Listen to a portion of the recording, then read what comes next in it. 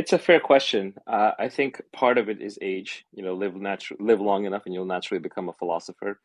I think some of it is the times themselves. People are more self-aware these days, and the language and the knowledge of consciousness and self-awareness, either through tools like meditation or meditation assistant, or books or psychedelics or whatever, are sort of spreading. So maybe I'm meeting more and more younger people who are more self-aware and more conscious than I think was true in my generation.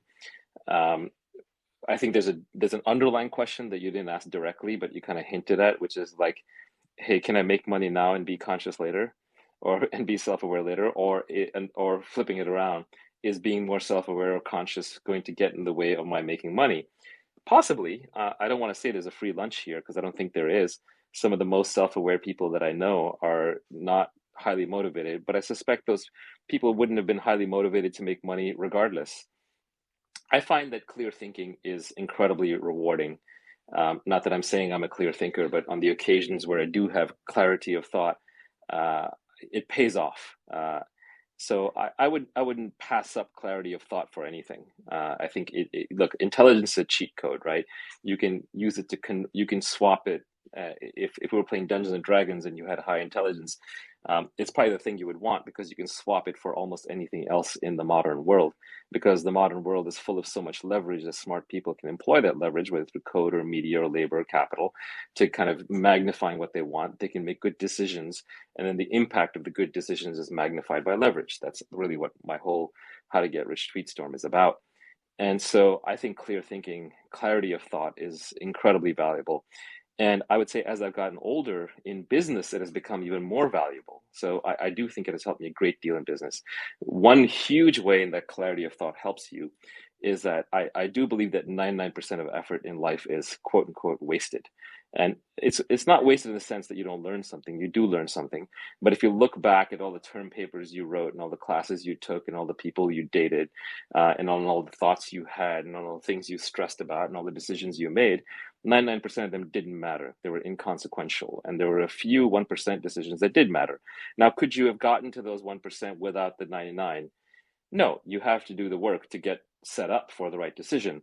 But could you have gotten there with maybe wasting 90% or 85% or 80%? What if you had gone from a ratio of 991, and obviously it's a made up ratio, but you'd gone from 991 to 95.5? Well, now instead of 100 to 1 against, you're 20 to 1 against. So I do think clear thinking allows you to make better decisions and have better judgment.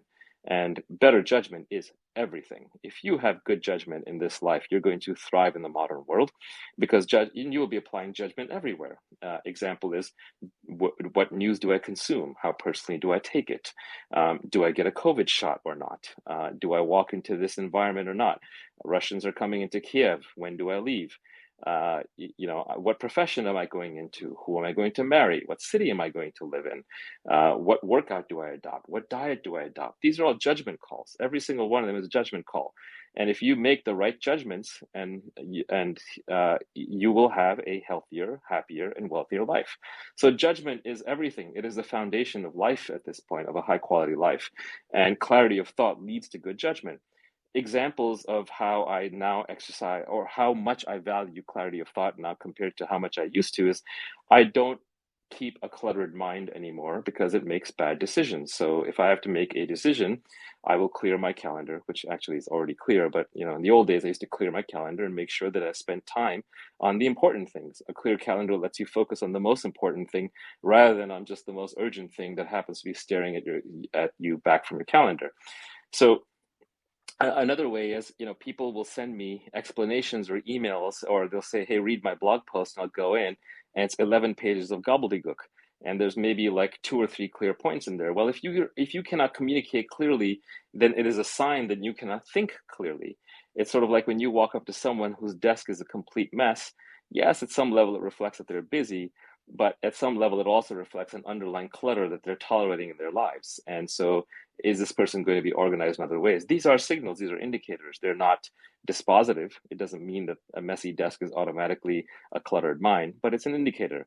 So I think that having a clear mind and clear judgment and clear thinking is a cheat code to life. And I tend to find that there is a correlation, maybe not completely dispositive, but there is a correlation between people who are clear communicators, clear thinkers, and have good judgment. And you want to surround yourself with people with good judgment because that's how you're going to win in life in general.